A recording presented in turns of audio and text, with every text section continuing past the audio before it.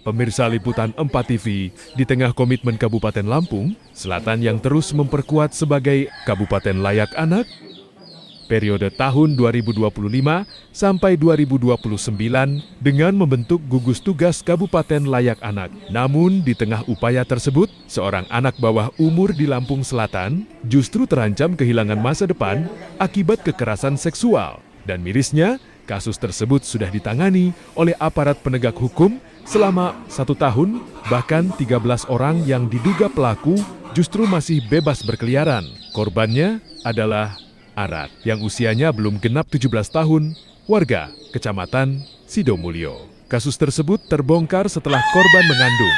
Peristiwa tersebut mengakibatkan tekanan psikologis yang cukup kuat, membuat korban mengalami syok berat dan psikologisnya guncang. Kondisi anak kita ini ya penuh tertekan, ya mungkin ada intimidasi, ada ancaman. Seperti apa tekanan yang Minan lihat terhadap ponakannya? Ya, dia ajak bicara tuh sulit untuk berkomunikasi. Ia juga ketakutan dan bungkam menyebut siapa pelaku yang merenggut masa depannya. Pada 29 April tahun 2025, pihak keluarga pernah menuntut keadilan dengan melaporkan ke Polres Lampung Selatan. Namun hingga 1 tahun dan bayi korban berusia 6 bulan.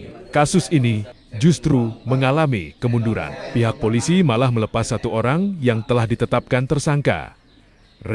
R baru berani. Bercerita setelah 4 bulan tinggal di rumah bibinya, ia mengaku diruda paksa oleh 13 orang. Sejak masih kelas 1 hingga kelas 6 sekolah, Madrasah Ibtidaiyah. Dan mirisnya, 4 diantaranya adalah kerabat dekat. Sementara kuasa hukum korban menilai polisi lamban menangani kasus ini. Selain itu ada kejanggalan selama proses hukum berjalan. Perkara ini terkendalanya dari tes DNA. Jadi karena ada dugaan lebih dari 10 orang, tes DNA yang dilakukan ini berangsur-angsur memerlukan waktu yang lama. Ya, jadi kita terkendalanya di bagian situ.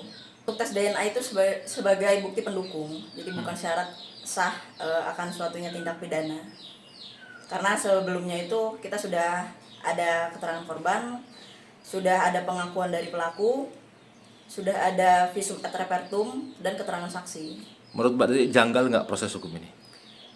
Menurut saya, janggal.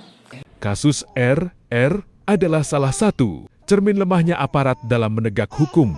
Kondisi ini berbanding terbalik dengan program Pemkab Lampung Selatan menuju kota wisata dan Kabupaten Layak Anak. Lampung Selatan, Sriwi melaporkan